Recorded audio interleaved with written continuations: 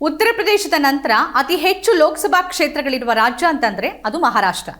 ಬಿಜೆಪಿಯ ಕಣ್ಣು ಆ ರಾಜ್ಯದ ಮೇಲಿರೋದ್ರಿಂದ ಈಗಾಗಲೇ ಅಲ್ಲಿ ಸಂಭವಿಸಿರುವಂತಹ ಹಲವು ರಾಜಕೀಯ ವಿದ್ಯಮಾನಗಳು ಇನ್ನೂ ಯಾವ ತಿರುವನ್ನ ಪಡೆಯುತ್ತೆ ಅನ್ನೋ ಕುತೂಹಲ ಇದೆ.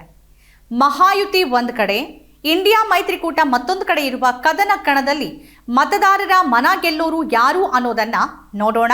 ನಮಸ್ಕಾರ, ಇದು ಲೋಕಸಮರಕ್ಕೆ ಮುನ್ನುಡಿ ಚುನಾವಣಾ ವಿಶೇಷ ಸರಣಿ ಕಾರ್ಯಕ್ರಮ.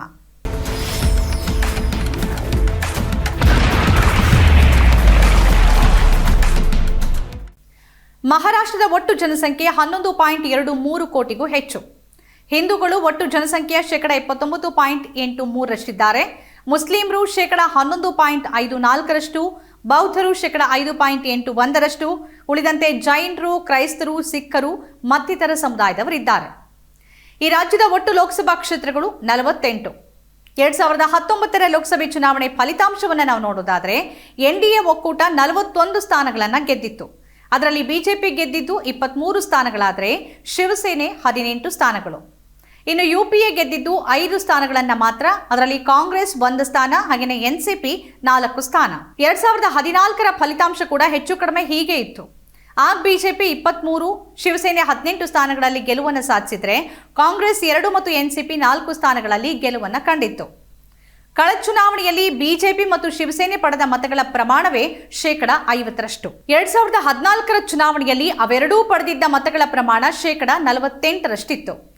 ಕಾಂಗ್ರೆಸ್ ಮತ್ತು ಎನ್ಸಿಪಿ 2019ರಲ್ಲಿ ಪಡೆದ ಮತಗಳ ಪ್ರಮಾಣ 32%.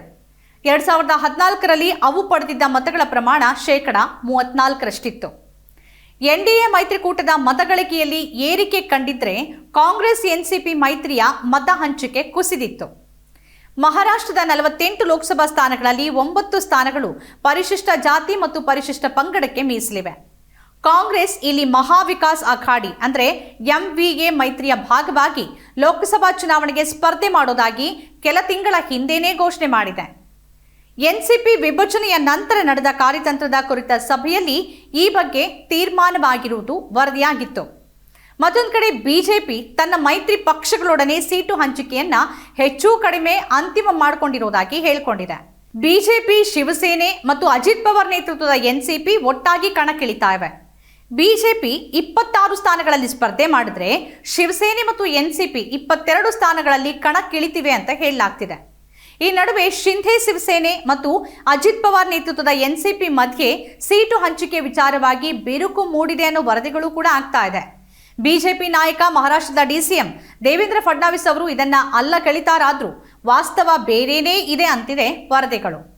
22 ಸ್ಥಾನಗಳನ್ನ ಮುಖ್ಯಮಂತ್ರಿ ಏಕನಾಥ್ ಶಿಂದೆ ಅವರ ಶಿವಸೇನೆ ಬಣ ಮತ್ತು ಅಜಿತ್ ಪವಾರ್ ನೇತೃತ್ವದ ಎನ್ಸಿಪಿ ಹೇಗೆ ಹಂಚಿಕೊಳ್ಳುತ್ತೆ ಅನ್ನೋದನ್ನ ಕಾದು ನೋಡ್ಬೇಕಾಗತ್ತೆ. 11 ಸ್ಥಾನಗಳಲ್ಲಿ ಸ್ಪರ್ಧಿಸೋಕೆ ಅಜಿತ್ ಪವಾರ್ ಪಾಳೆಯ ಯೋಚಿಸ್ತಿದೆ ಅಂತ ಮೂಲಗಳು ತಿಳಿಸ್ತಿವೆ. ಸಮಸ್ಯೆ ಇರೋದು ಈಗಾಗಲೇ ಶಿಂದೆ ಬಣ 13 ಹಾಲಿ ಸಂಸದರನ್ನ ಹೊಂದಿದ್ದು, ಅಜಿತ್ ಪವಾರ್ ಬಣ ರಾಯಗಢ ಕ್ಷೇತ್ರದಿಂದ ಮಾತ್ರ ಓರ್ವ ಸಂಸದನನ್ನ ಹೊಂದಿದೆ. 2019ರ ಲೋಕಸಭೆ ಚುನಾವಣೆಯಲ್ಲಿ ವಿಭಜನೆಗಿಂತ ಮೊದಲು ಶಿವಸೇನೆ ಗೆದ್ದಿದ್ದ ಮಾವಲ್, ಕೊಲ್ಲಾಪುರ ಮತ್ತು ನಾಸಿಕ್ ಈ 3 ಕ್ಷೇತ್ರಗಳು ತನಗೇ ಬೇಕು ಅಂತ ಅಜಿತ್ ಪವಾರ್ ಬಣ ಪಟ್ಟು ಹಿಡುವ ಸಾಧ್ಯತೆ ಇದೆ. ಹೆಚ್ಚುವರಿಯಾಗಿ ಪ್ರಸ್ತುತ ಉದ್ಧವ್ ಠಾಕ್ರೆ ಅವರ ಶಿವಸೇನೆ ಅಂದ್ರೆ ಯುಬಿಟಿ ವಶದಲ್ಲಿರುವ ಫರ್ಬಾನಿ, ಧಾರಾಶಿವ್ ಅಂದ್ರೆ ಹಳೆಯ ಒಸ್ಮಾನಾಬಾದ್ ಮತ್ತು ದಕ್ಷಿಣ ಮುಂಬೈನಂತಹ ಕ್ಷೇತ್ರಗಳನ್ನ ಗೆಲ್ಲಬೇಕು ಅನ್ನೋ ಒತ್ತಡವನ್ನ ಅಜಿತ್ ಪವಾರ್ ಬಣ ಹಾಕ್ತಿದೆ ಅಂತ ವರದಿಗಳು ಹೇಳ್ತಿವೆ. ಪ್ರಮುಖ ಕ್ಷೇತ್ರಗಳನ್ನ ಗೆಲ್ಲುವತ್ತ ಅಜಿತ್ ಪವಾರ್ ಬಣ ಕಣ್ಣಿಡ್ತಾ ಇದೆ.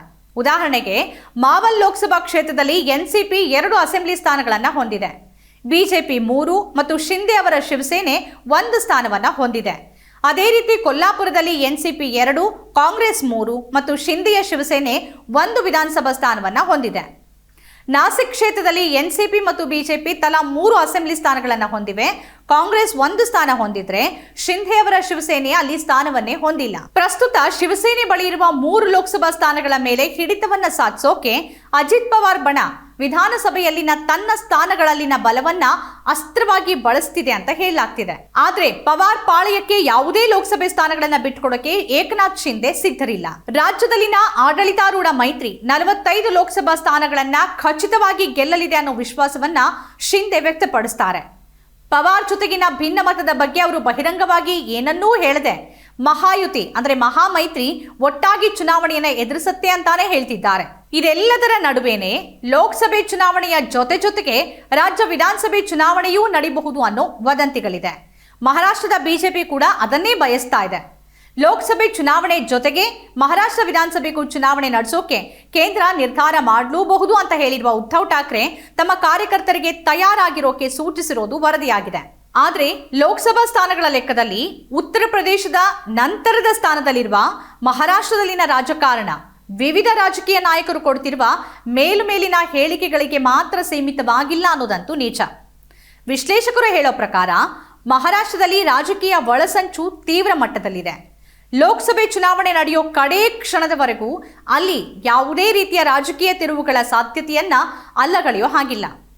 ಅಜಿತ್ ಪವಾರ್ ಅಧಿಕಾರಕ್ಕಾಗಿ ಆಸೆ ಪಡೋದ್ರ ಜೊತೆಗೆ ಇಡಿ ತೂಗುಗತಿಯ ಭಯವು ಬಿಜೆಪಿ ಜೊತೆ ಕೈ ಜೋಡಿಸೋದಕ್ಕೆ ಕಾರಣ ಆಗಿದೆ. ಹಾಗೇನೆ ಶರದ್ ಪವಾರ್ ಆಪ್ತ ಪ್ರಫುಲ್ ಪಟೇಲ್ ಯಾವತ್ತಾದ್ರೂ ಶರದ್ ಪವಾರ್ ಅವರಿಗೆ ಕೈ ಕೊಡಬಹುದು ಅಂತ ಯಾರೂ ಅಂದ್ಕೊಂಡಿರಲಿಲ್ಲ. ಆದರೆ ಇಡಿ ಭಯ ಅವರ ರಾಜಕೀಯ ಹಾದಿಯನ್ನ ಬದಲಿಸ್ತು ಅನ್ನೋದು ಸುಳ್ಳಲ್ಲ. ನರೇಂದ್ರ ಮೋದಿ 70,000 ಕೋಟಿಯ ಭ್ರಷ್ಟಾಚಾರ ಹಗರಣವನ್ನ ಪ್ರಸ್ತಾಪ ಮಾಡ್ತಾ ಎನ್ಸಿಪಿಯನ್ನ ಹಗರಣದ ಪಾರ್ಟಿ ಅಂತ ಹೇಳಿದ್ದೆ ಮಹಾರಾಷ್ಟ್ರದ ರಾಜಕಾರಣದಲ್ಲಿ ಹಲವು ಬದಲಾವಣೆಗಳು ಹೋಗಿದ್ವು. ಮಹಾರಾಷ್ಟ್ರದಲ್ಲಿ ಈಗಾಗಲೇ ಮಹಾ ವಿಕಾಸ್ ಅಗಾಡಿ ಸರ್ಕಾರವನ್ನ ಬೀಳಿಸಿ ಬಿಜೆಪಿ ಹೇಗೆ ತನ್ನ ವಶಕ್ಕೆ ತೆಗೆದುಕೊಳ್ತು ಅನ್ನೋದನ್ನ ನಾವು ನೋಡಿದ್ದೀವಿ. ಆದರೆ ಆಟ ಅಲ್ಲಿಗೆ ನಿಂತಿಲ್ಲ. ಲೋಕಸಭೆ ಚುನಾವಣೆವರೆಗೂ ಏನ್ ಬೇಕಾದ್ರೂ ಆಗಬಹುದು. ಮತ್ತಿದು ಕಾಂಗ್ರೆಸ್ ಮತ್ತು ಇಂಡಿಯಾ ಮೈತ್ರಿಕೂಟದ ಎದುರಿನ ಮತ್ತೊಂದು ಸವಾಲ್ ಕೂಡ ಆಗಿದೆ. ಇದು ಈಗಿನ ವಿಶೇಷ. ಈ ರೀತಿಯ ಬೇರೆ ಬೇರೆ ವಿಶೇಷ ಕಾರ್ಯಕ್ರಮಗಳನ್ನು ತಾವು ನೋಡಬೇಕಾದ್ರೆ ನಮ್ಮ ಚಾನೆಲ್ ಅನ್ನು ಸಬ್ಸ್ಕ್ರೈಬ್ ಮಾಡಿ. ನಮಸ್ಕಾರ.